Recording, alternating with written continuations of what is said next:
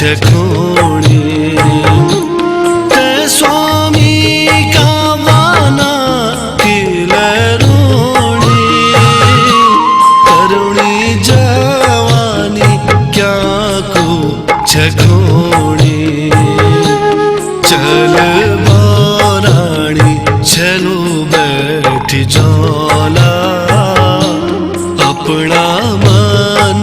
की तखी मलोला चल बाराणी चलो बैठी जाला अपना